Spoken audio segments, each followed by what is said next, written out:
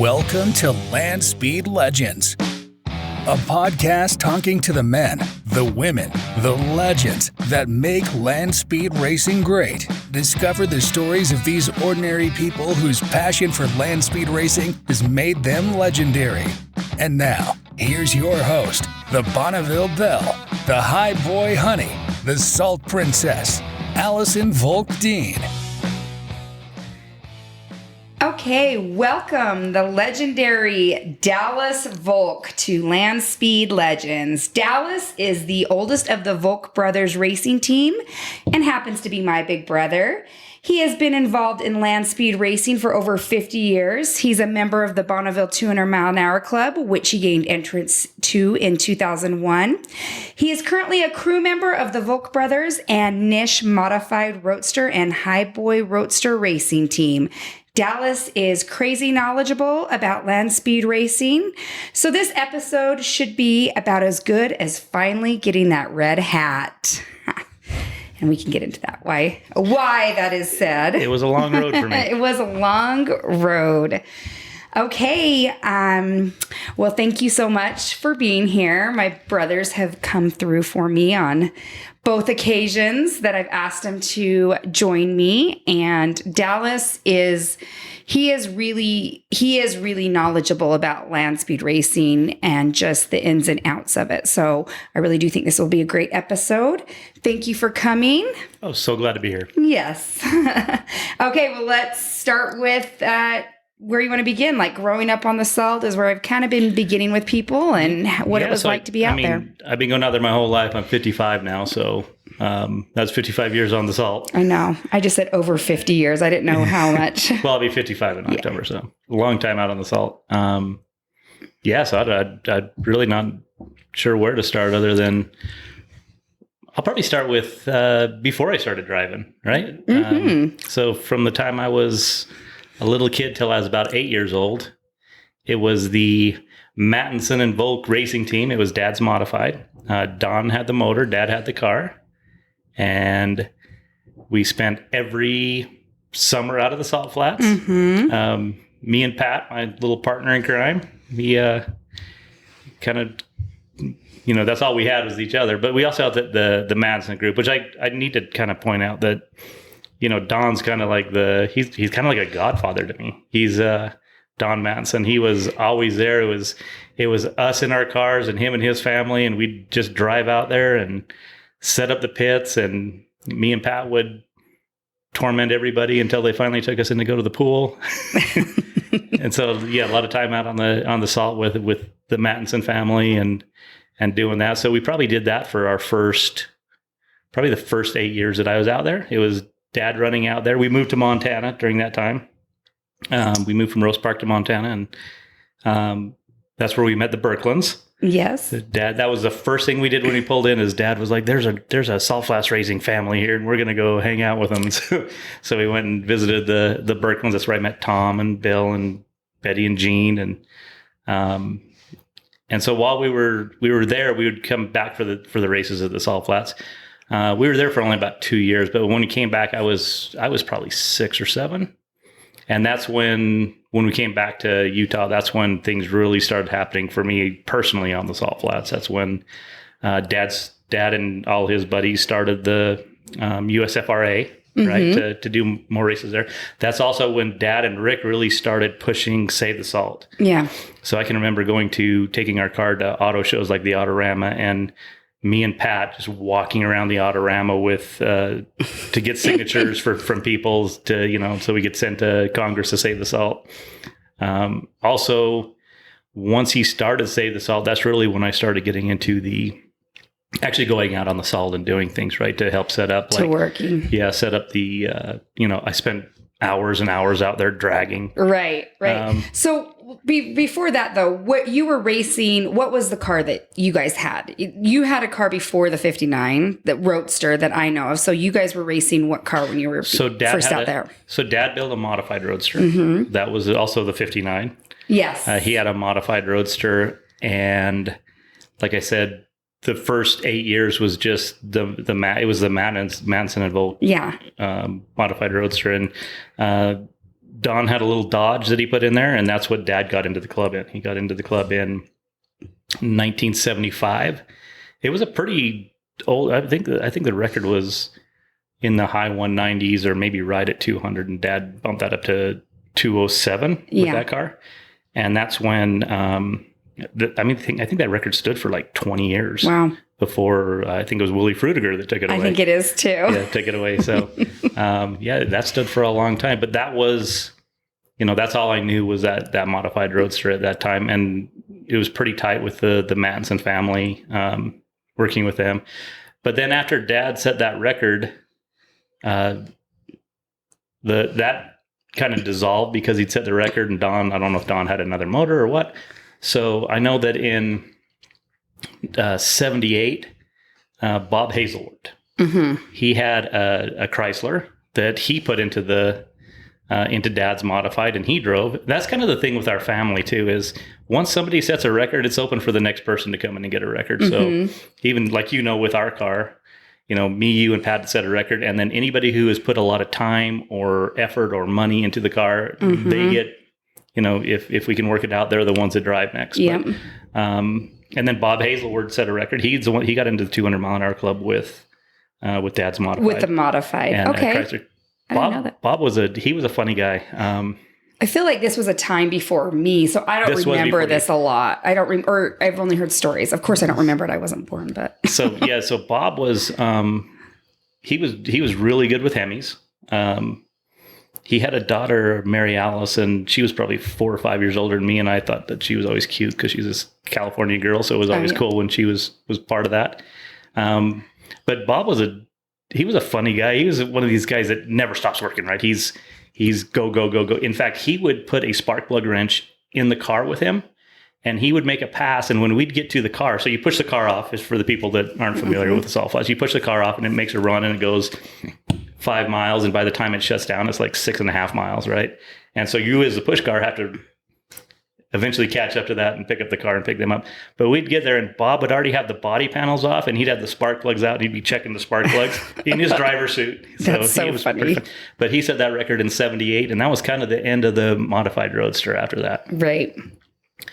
So at that point, on one day, these Fergusons showed up and said they wanted to buy the modified, and they bought the modified and hauled it off. And then I was probably 79, we started building the 59 Highboy, which you weren't happy about them selling the... No, I love the modified. Yeah, so it was a bittersweet thing, but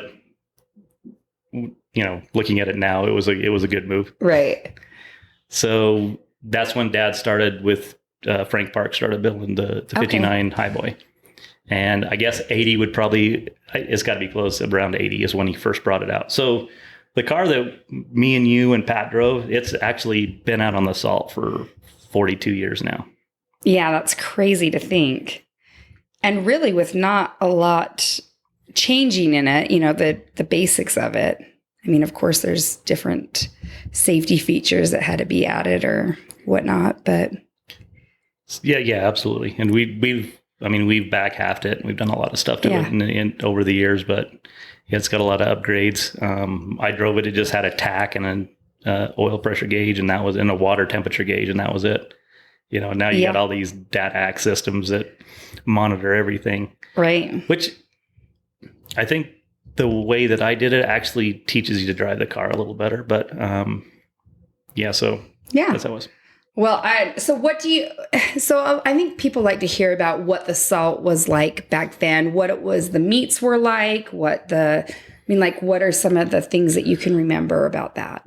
So obviously they were a lot smaller then, even Speed Week. But what was kind of cool is there was we started the USFRA, Dad did, and all those, Rick and Don and Dave Skidmore and all of them, Alan Strasberg started that. And Hugh Colthorpe, and those meets were like 30 people showing up. And what was cool is when I was really young, when I was 11, 12 years old, the way even the technology for that was different. So I can remember I helped with it as much as I could, pulling wire, and but I remember going to the timing stand, and so the way that the timing stand worked is, when the car would go through the clocks, it would do a start time and a stop time, and it would tell you how many seconds it was to a certain amount of decimal places. And then whoever was the timing guy had a chart, and you would match that time, those seconds to a mile per hour, and that's how you got your mile per hour. So there was no computer telling you what the speed was. That's wild. It just told you what the time was. So there was these big charts that they had, and it's like, oh, it was 5.235 seconds, and that would equal out to a mile per hour, and that's what they'd write on the timing slip. Crazy. Yep. And those original meets were more like test and tunes, right? They were not. They were. So it was before they kind of associated with the SCTA to make it where you could do records there. And it was really, I think, Save the Salt drove that a lot because the BLM was a lot with, why should we do anything to save the salt flats when you guys are only out there once a year? Right. So we started doing a lot of meets with that, Save the Salt. That was kind of the purpose of it, was to make it like there's more use out of the salt. Exactly. That's interesting. And so you were a worker out there. You're talking about working. Do you have any stories about I can remember dragging the track and how boring it was, but... I mean, I've got a lot of stories, none that I probably want to throw out here. There were some interesting times dragging the track with Ellis Lindbergh, who they called Cheese or Mr. Titanium. Him just disappearing on me, and me out there, a 14-year-old kid driving a truck all by myself with nobody out there. Things like that. And me and my buddies going out there and dragging, and one person lay on the back of the truck and suntan for the hour that it took you to take the track, and then we'd trade places and drag back. So a lot of stuff like that. It was, and the salt was thick and deep. I remember cutting pieces of salt out, just sitting there with a screwdriver and a hammer and chipping it out. And Bill Birkeland once going to go throw a piece of salt, and he went back to throw it, and he hit me in the mouth with it and split me open. Oh, man. But it was a big chunk of salt. And it's just it didn't look like something that was ever going to go away. You know what I mean? And now, knowing how they say, nothing's disappearing. It's probably so frustrating to sit there and see yes, it is clearly moved down. I mean, it's clearly not the same as it was. Even going out on the frontage road, it used to be bright white all the way down, and it's not. I mean, all of a sudden you're like, this isn't white anymore. And so it is frustrating to see them say, oh yeah, there's no salt disappearing really. And it's like, Well, I can say for a fact that it used to take me a long time to get to the end of the salt when I was hitting it with a hammer and a screwdriver, and now I can do it with one shot with a hammer and get in there. Yep. Right. My kids can get to it with a spoon, just dig it out. So, okay, well, let's talk about how you were driving. I remember seeing newspaper clippings of you that you were the youngest driver. It was something like that, like the youngest driver of the Utah driver or something. That's it. Yeah, it was like fastest teen in Utah or something like that. That's it. Fastest teen in Utah. Look out, girls. Hey, ladies. Okay, so how old were you? So I'll start before I started driving. Okay. Because it was, Dad really didn't take a lot of interest in driving the Highboy once we built it. And there was a lot of people that drove it. And that's kind of, so Tom was on earlier. And that was actually the first car that Tom drove on the Salt Flats, was our 59 Roadster. That's right. I think he was living with us at the time while he was, or maybe just moved to his own place in Utah. And he was the first one to drive it. That's where we got hooked up with Jeff Nish. Okay. Right. Because he talked to Brian Schaefer that Dad had a car, and Brian Schaefer put one of his blown Hemis in there, and Jeff was part of that. And so that's kind of what got Jeff into the Salt Flats was our car. And so we talk about our family, me and you and Pat and Dad and all those. But there's so many people that I've met spending a whole life out there that are family as well. Like, I would consider Jeff Nish and Tom Birkeland older brothers. Yeah. I sit and listen to everything, idolized all the thing they do. I learned so much from them. I learned hard work from Jeff. Jeff never stops working. No, I learned that math and science isn't a nerd thing from Tom, that, you know, intelligence equals speed when it comes to the engineering and that. So, they were a big part of my life, and probably the way I am now is a lot because of them. But so well, and don't think that you're not that to somebody else in a crew, a younger person, or your daughter, or my kids. Like that's you are that to somebody else. So that's a lot of pressure. I don't need that. But then when I started driving, I was probably 16 when I started driving, and Dad put together it was half of a Chrysler Hemi, and so. On one side, it used the two outside pistons, and on the other side, it used the two inside pistons. So it turned it made it half the cubic inches of the full Hemi. So we put that together, and I was running F fuel. I think we ran it on about 90%. And that was the first record I set, and it was like easy. It was like the first time I really got serious about driving. Like, this is going to be easy. I went out and set a record with that. I think it was during the days when you had to do 3 runs where you qualified, because I can remember working on it all night to get it ready for the next day to do the 2 runs. But why don't you, I think Tom explained it a little bit, but why don't you explain those 3 runs, what you had to do? So through the evolution of racing and mostly because of the deterioration of the salt, has changed how you set records out there. So it used to be that there was you had to qualify for the record. So if the record was 200 miles an hour and you went 201 miles an hour, you were qualified to make a record attempt. To make a record and attempt. So the next day you would run your first leg of your record run. And then you had a certain amount of time, an hour or 2 hours, I can't remember what it was, to turn around and drive back the other direction. And it had to be, they would take your record would be the average of the 2 speeds for that relative mile. So if the first leg was under the record, you still could try to go back to make up the difference. Okay. Yes. Okay. Yep. Okay.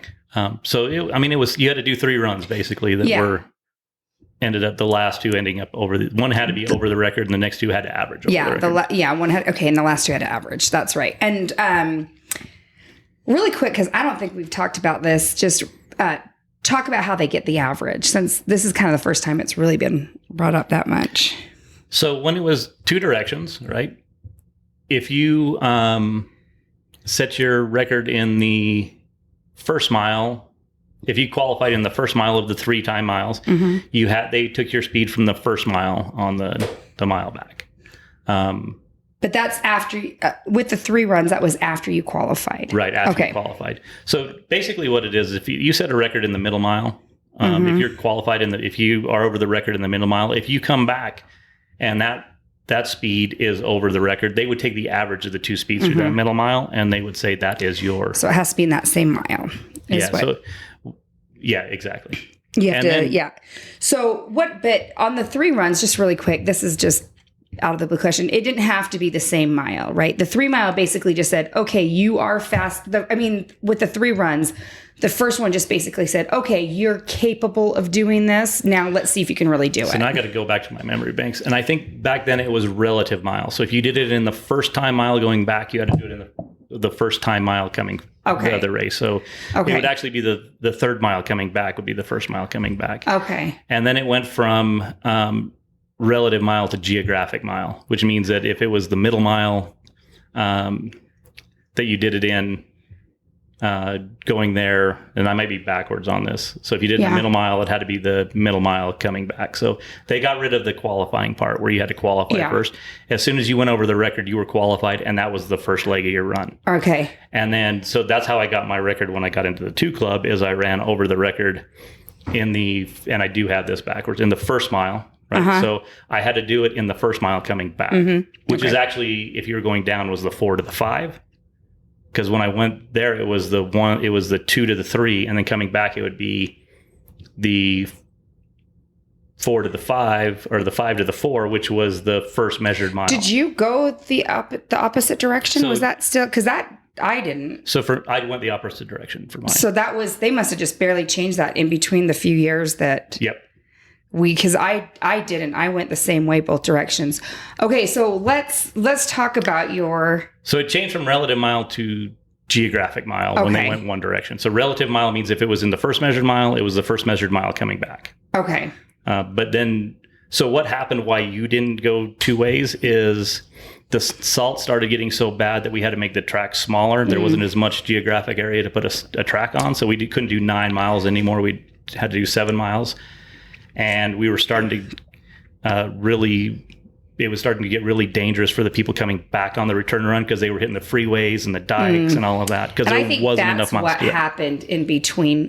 Did that happen? Did Nolan pass away? No, did he? Was that before that? That was before. What really did it is when, I can't remember who it was, and the little streamliner hit the dike and flew over the dike and landed in the ditch on the other side. Yeah. I think that's when they decided that we're just going to keep going away from the freeway. And that's when it went to from relative mile to geographic mile. Because you're going the same way, so it's geographic now rather than relative. Yeah, super interesting.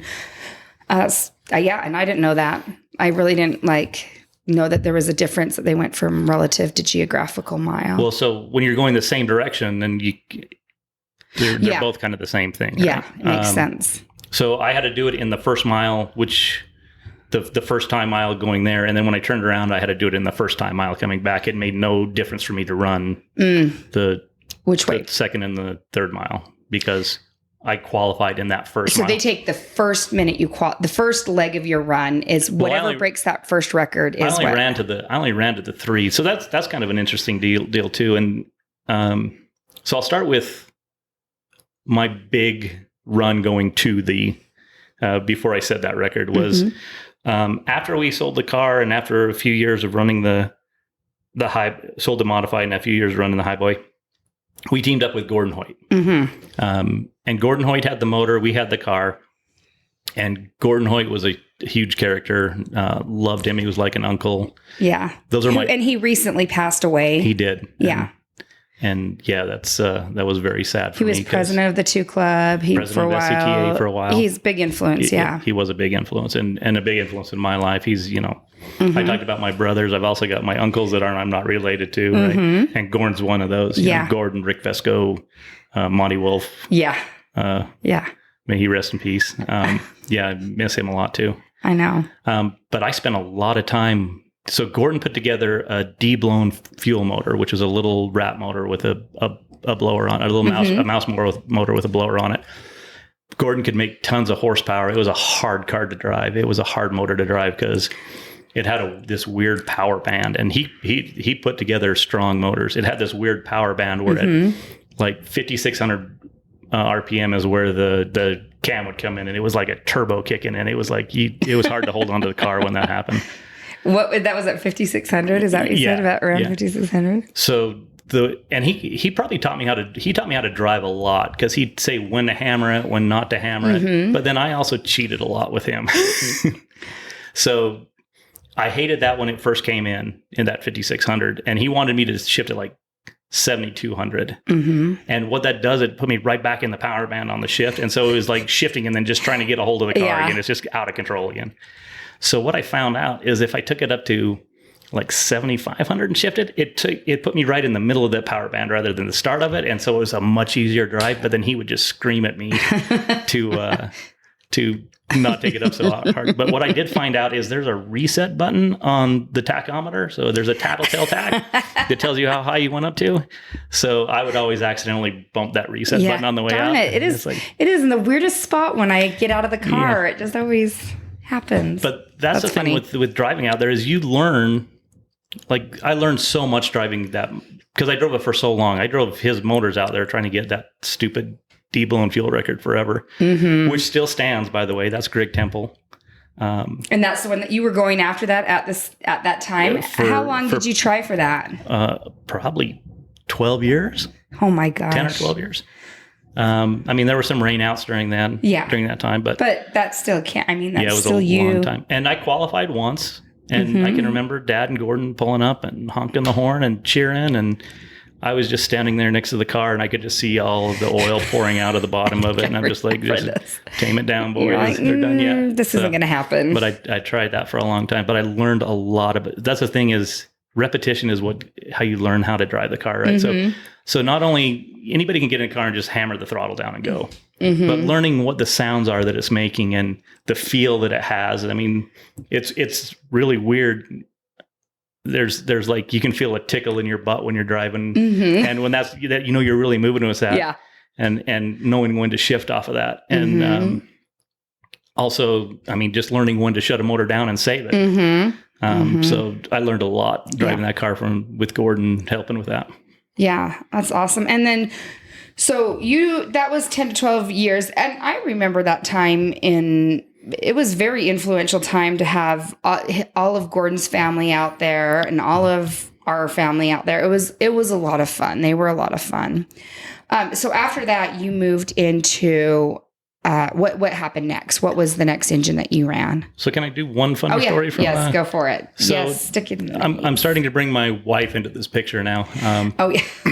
So when I was first time Angie ever came out to the Salt Flats, my wife Angie, first time she ever came out to the Salt Flats, I was driving Gordon's motor and I was on a qualifying pass and I was doing probably 225. And for the people that are out there that are wondering about how Salt Flat racing works is you do anything you can to try to find another 5 horsepower. That's how it is with Salt Flats racing. So we went from a turbo 400 transmission down to a turbo 350. And whoever we got that from, I don't know if it was Gordon that got it or Dad, but the company that put it together, I think it was a company out of Canada. They had they put a cast clutch pack in it, which probably is good if you're drag racing, but if you're out of the Salt Flats and doing wide open throttle for 5 miles, not that great a deal. So I'm running about 225 and I feel the car start to lean over, which typically means you've caught a piston, or you're burning something up. So as soon as I just immediately reached and went to go shut the mag switch off. And before I could get to the mag switch, that clutch pack exploded. Do you remember this? So the clutch pack exploded. Yes. It blew the case out of the transmission in 100 pieces. It blew 10,000 holes in the car. One hole. It looked like a machine gun. Went through we got straight by a P51, right? It was just, it went all through the, lucky for me, it caught my foot and one piece went through my foot. But lucky for me, I was talking to Dad and bless Dad for all the things that he would do for us, right? But my foot would just sit on the floor pan and it was really uncomfortable. After you let off the clutch, it was really uncomfortable because it was sliding around and I never knew where to put it. So he actually built a little foot pedal that didn't do anything. It was just mounted to the chassis and it was made out of like 1/8" diamond plate for me to rest my foot on. So when I got done driving to rest my foot, I was driving, and then when that transmission exploded, one piece hit that piece of diamond plate so hard that it turned it into a taco shell.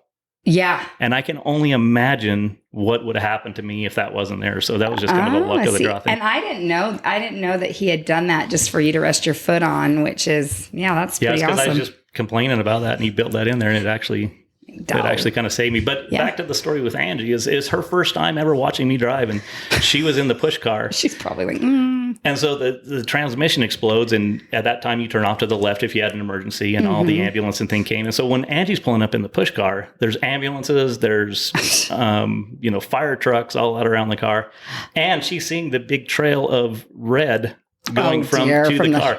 And she doesn't know much about racing, right? So she thinks it's blood. It's transmission fluid is what it is.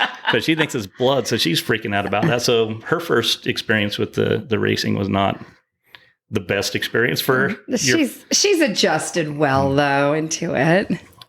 I'll tell you what, she does so much out there. And I'm going to plug Angie real quick before I go into this. Go for it. So even though she's not that much into the racing part of it, she went all in on... she's the office manager for the 200 Mile an Hour Club. She's the office manager for Save the Salt. And if you don't, you know what it is, but for the people that don't know what the office manager is. Yes. Is everything. Yeah. You are purchasing, you are shipping, you are order receiving, you are setting up the events, it's everything. It's you do everything. A ton of work. You're the accountant. It's a ton of work. And she does that for the Save the Salt and the 2 Club. So she, I just want to give her a plug because she does more than I think most people know out there. Yes, because she's very behind the scenes. She is very behind the scenes, but she is spending a lot of time every day. Yes. Filling orders and answering people's questions and, Yeah, so just throw a plug in for her real quick. She does a really good job at both of them. She's very organized and she's very good. She's good at that kind of stuff. So I hope she enjoys it because I think it suits her well. And, she gets to be a part of it without being, she's not quite as, I don't know, not extroverted, it's not the word, but I think she likes the behind the scenes stuff, that kind of suits her well. She does want to be out front. Yeah. Yeah. So, she does an excellent job. And then one other story, if we got time with that, is... Yeah, go for it. So here's where I knew I was becoming a good driver out of the salt flats. And this was during the Gordon Hoyt blown motor days was... one day I was sitting in line and Al Teague, who was my hero, Al Teague and Rick White and Nolan White were my heroes. They were anytime they were running, I would stop anything I was doing to watch that. He comes up to me and goes, "What's the condition of the salt? I'm getting ready to run. What's the condition?" And I was like, said this? Al Teague said this to me. And I says, "Well, it's a little sloppy on the right at the 2," and told him some things. And I thought he was just killing time. And then a little later, I don't know if it was the same year, but he came up and asked me again. And then he asked me like 2 more times over the years, "What's the condition of the salt?" And I was like, "Al, do you really care when I'm telling you about the condition of the salt?" And he goes, "Yeah, there's a reason I'm asking you. One is you come out here a lot and drag the salt, so you know where the good spots are." He goes, "The other thing is you're a roadster driver, and roadster drivers know the condition of the salt better than anybody out here." And I was like, "Oh, that's pretty cool." That's awesome. It was it kind of validated that I was, I was in the. I am a real driver. Yeah, exactly. Now, you do know your stuff, and you've spent a lot of time out there. And roadster drivers, it is hard to drive a roadster. There is a lot of dancing with it. So I think he was right on that. I think he was wise to seek your advice. So where were we at on that? Even we were on. So that was just me going off about my driving experience. Getting on the clutch. I was where are we at on your journey to the 2 Club? So we'll get to the end of my journey to the 2 Club. So, we kind of decided that I wasn't going to get it with Gordon's motor, and he went on to other projects. So we kind of broke that. And then Dad put together a motor. He wanted to build an A motor, so he built this A motor. He got some parts from Bob Elbert. We bought parts from Bob Elbert because I drove Bob's car for a little while. Bought some parts from him, and Dad put this motor together. And this is kind of a funny story because I've been trying to get this for like 15 years, right? And then we rolled the thing off the trailer, and Dad was like, "Just run it to the quarter," right? So we're going to go to the 2 1/4, which can't qualify you for a record.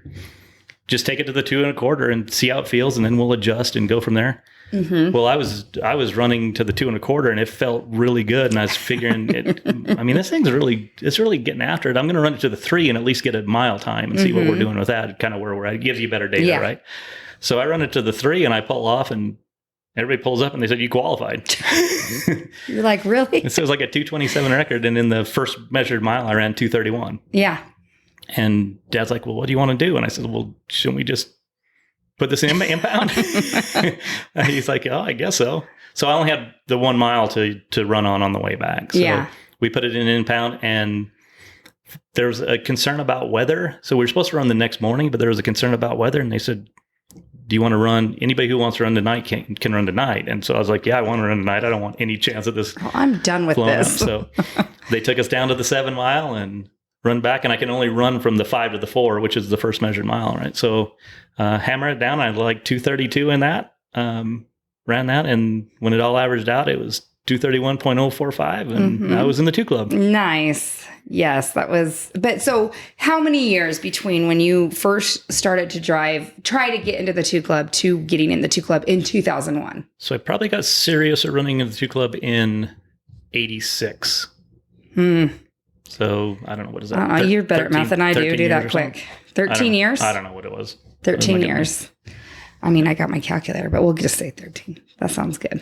Is that what you said, 13? I think it's 15. 15. I'm sure that's right. 15 years to get in the 2 Club. Yep. That is a long journey. And then your little sister just came up right behind you and just took it away. No, I'm just kidding. You did. Actually, you did. You could. So the next year we ran in the fuel class and let Jeff drive, and he set the record with that, Jeff Nish. Yeah. With that same motor. We just ran it on gas and got the fuel record. Yeah. And then the next year you were running, and you did like a test run, right? You ran to like the 3 and you ran for like 2:27 and Dad's like, well, what do we do now? And I said, let her run to the 5. Tell her to hammer it.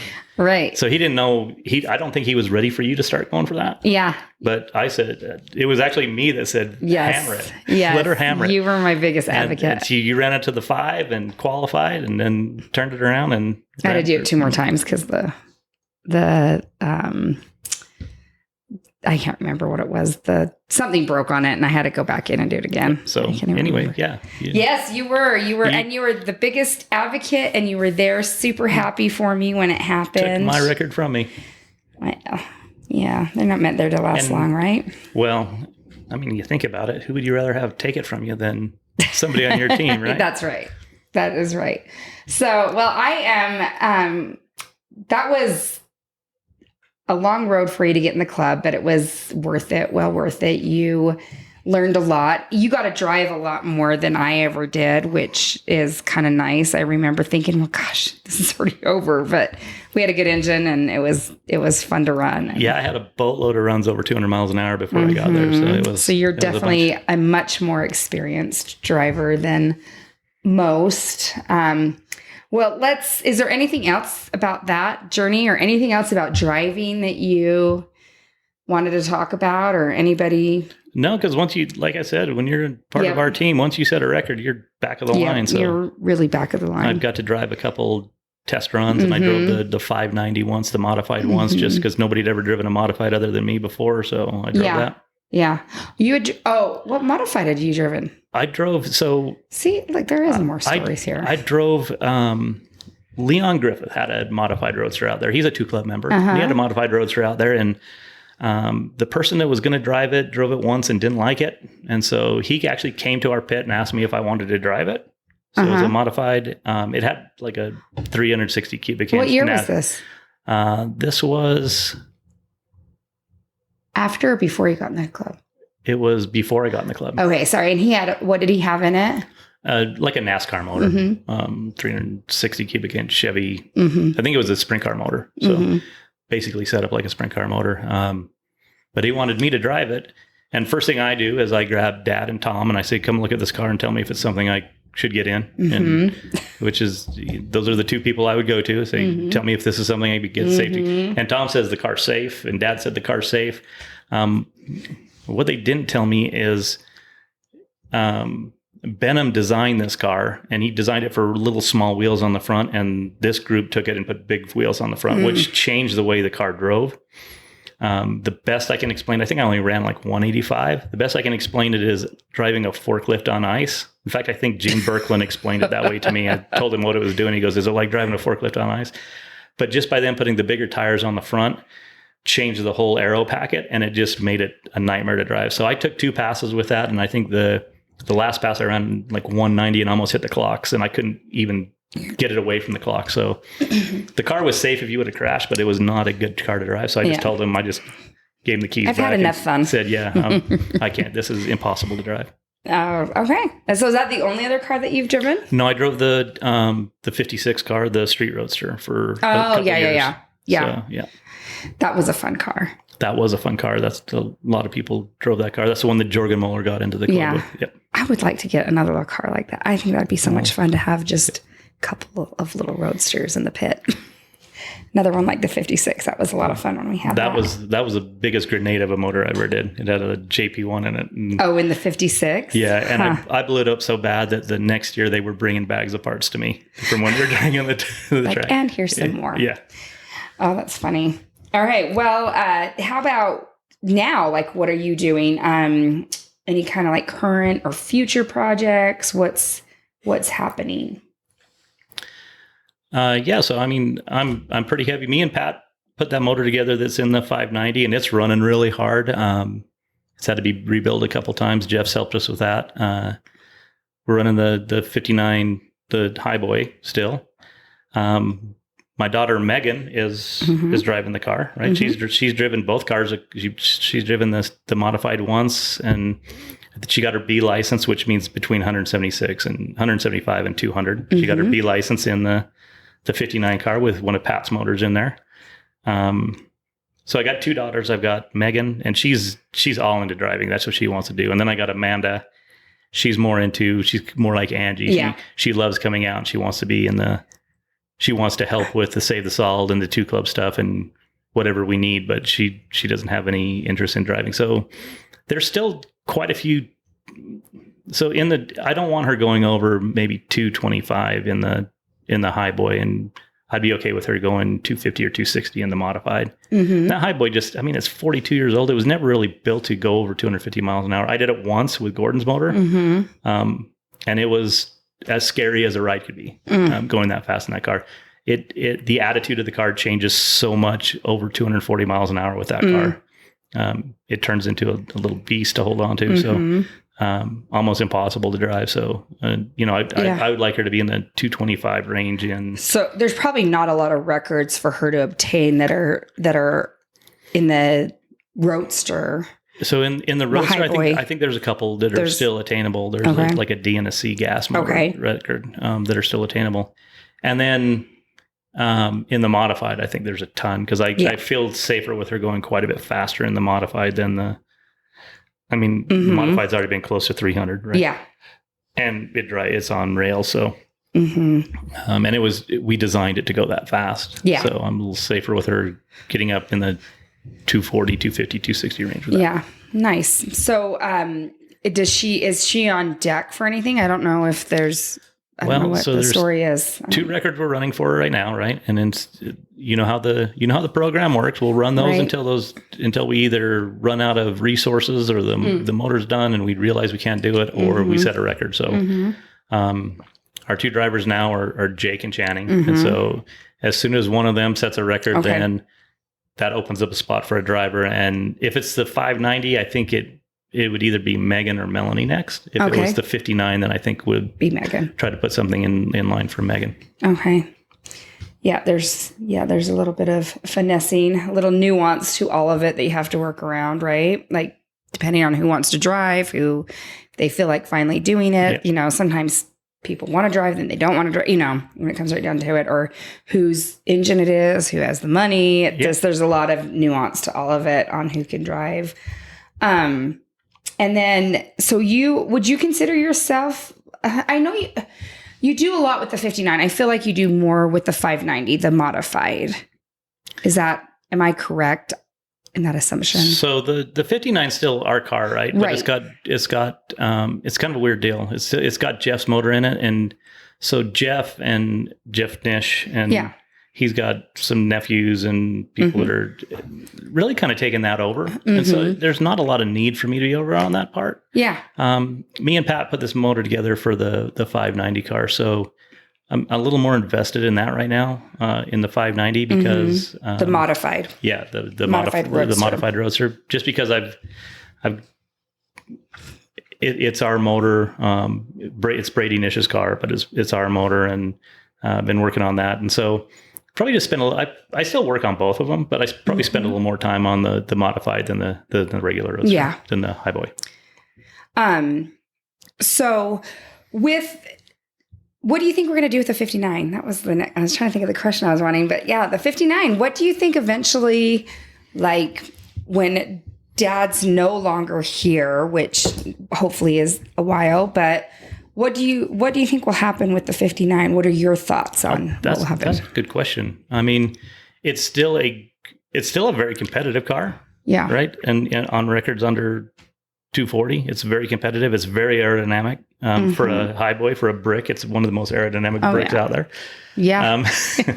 It's as about as aerodynamic as a brick can get. So it could end up being a trainer where we put people in there and get them some passes. Do you think it would be considered just like still our car? Like it would just be passed down, the car part, not the engine part, but like me, you, and Pat's car. I mean, absolutely. It would just kind of get passed down that way, and it'll be like, oh, okay, that's kind of cool to think. Kind of cool in a sad way. Sad way. I mean, eventually. I mean, we're all heading somewhere, but I think a trainer would be cool. I think, I like that idea. I've always wanted a little lapper. I think lappers are so much fun. they're a lot of fun, more fun than you think. I mean, going for a record is fun too, but a lapper has a lot less stress. And there's always people that are helping you, right? That are helping with either money or time and time, talent, and resources. Yeah. You want to give them a chance to understand that, get some licenses out there. I mean, there's nothing like that feeling of going down the salt. I can't even explain it to people what it's like. Just taking a car and going as fast as you can down that, that black line or it's blue line now. Blue line, yeah.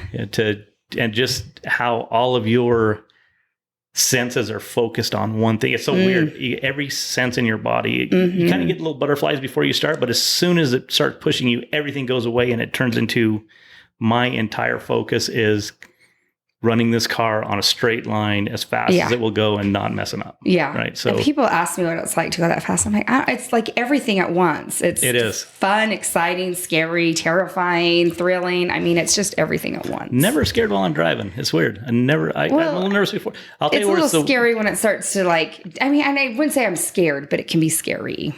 But where it all kind of hits me is at the end. Once I shut down, once I shut the car down and pull that parachute, it's like, feels like I've been holding my breath for 5 minutes and you're just letting it all out. And now everything's hitting you about what you just did. Yeah. Right? But while I'm doing it, it's just you're kind of in the moment. You're very in the moment. Right. Yeah. That's kind of cool about it too. It's like really just living in this moment. And it's funny when you're driving too. Like I talk to the car a lot. I was like, come on, baby, just come to the right a little bit. Just come to the right a little bit for me. Just before we get to that flag, just get her a little right for me. So you're that's funny. You're actually talking it in a direction, right? You're not, oh yeah. You're driving. I mean, you're driving the car, but you're talking it to that where you want it to be. So yeah, a lot going on.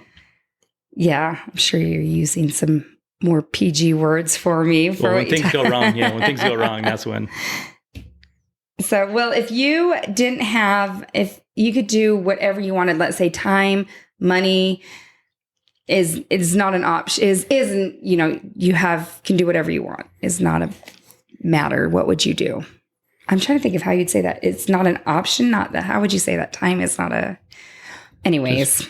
If I had money to do whatever I wanted. Not of anything, what would you do?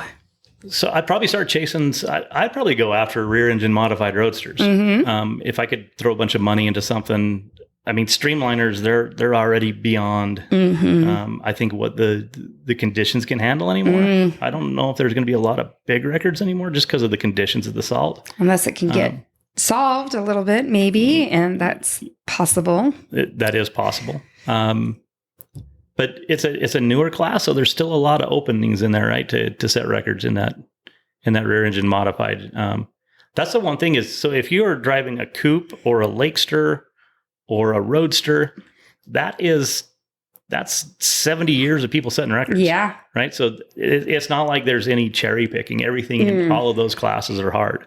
Yeah. And there's new classes that open up too. I mean, like the rear engine modified roadster is kind of a newer class. It's a newer class. So it's not one that people have been running on forever. So there's a lot of records you can go after that, either people have not got after serious or wide open. Right? So that's probably how I'd go down that track. I think you could get a lot of people in the record books. That would be fun. So that's your goal, is to get people in the record books and people.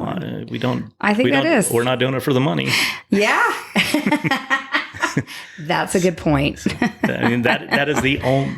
That's the only thing you get out of this is a trophy saying you're the fastest in that class. That's some bragging rights. Yep. That's Dallas's favorite line and his most famous line. People quote it. I hear people all the time saying, "Records are parts. I came here to break something." That's right.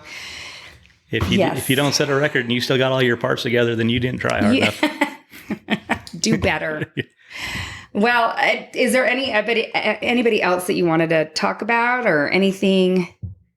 No, like I was saying, I mean, I've mentioned some of the people that aren't my biological family, but they're family to me. It's just the same. So true. And we talk about this on all of them, is that how it is such a community and such a family even. And that's what makes it really special.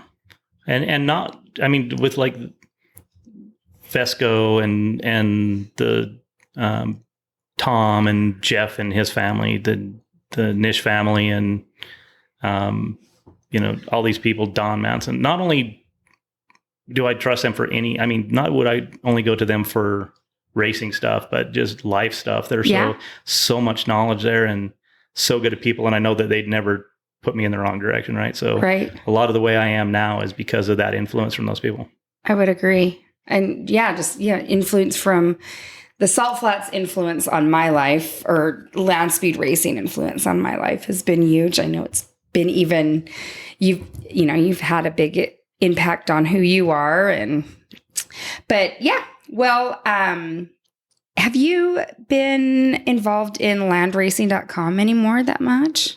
No, I've monitored a little bit. I'll throw a post in. I mostly just go in when there's something that I know's wrong, blatantly wrong. Yeah, to throw something in. But I haven't done the land racing stuff as heavy as I used to. I used to be pretty big into it. But you know a lot about the rules and the classes and the kind of those things that people, I think, do take into consideration pretty heavily. What you say, you're not going to say something not knowing that it's knowing, you know that it's right. There's no question about it. Like this is the way it is.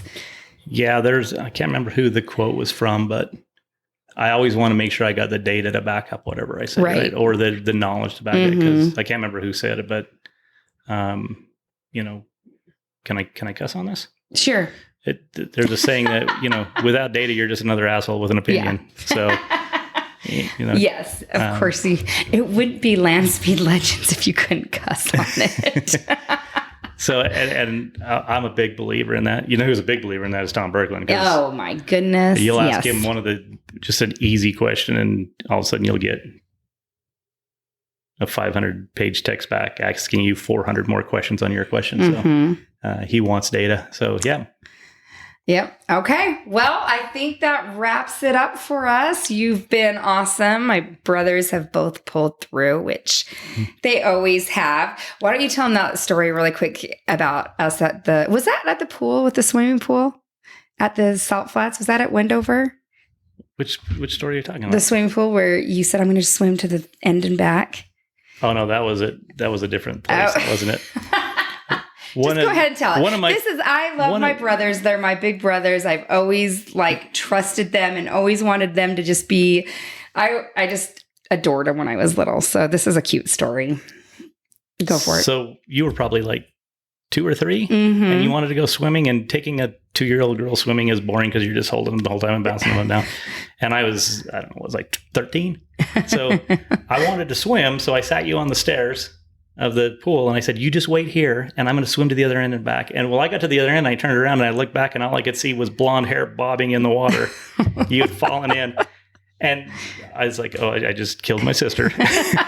So when I swam back, it probably looked like a cartoon, me on top of the water, just paddling as hard as I can. I got there and I picked you up, and you were fine. And you're just I was like, oh my gosh, what were you doing? And she goes, you said I fell into the water, but I knew that you'd be back. So I just waited. And that sums up my relationship with my brothers. I know that they'll always take care of me. They have in these podcasts, both of them have come through and given me great interviews, which I really appreciate you coming down. I know that you're busy and you have a family and you're doing lots of things and traveling for work and whatnot, but I do appreciate you coming down. I would like to remind everybody to always go to savethesalt.org. You can donate, you can purchase clothing for a donation, which always helps the salt. And then most of all, there are forms that you can fill out to contact your senators, your congressmen, in terms of what can be done to save the salt. It does not have to be, this is something that is that has been passed in legislation at the national level, but we could definitely always be using some pushing to get it, to get the money to where it needs to go. So it doesn't matter where you're located. Please go to the savethesalt.org, look at those forms, see what you can do, contact your state legislators, anybody you can that you think could have an influence on it. It is really important. And excuse me, if you enjoyed this episode, please like it, share it, consider giving it a review. Please go follow me on Instagram and Facebook under Land Speed Legends. Thanks again. Thanks for listening to Land Speed Legends. Make sure you subscribe so you don't miss any future episodes. In the meantime, keep up with the show on Facebook and Instagram under Land Speed Legends. Until next time.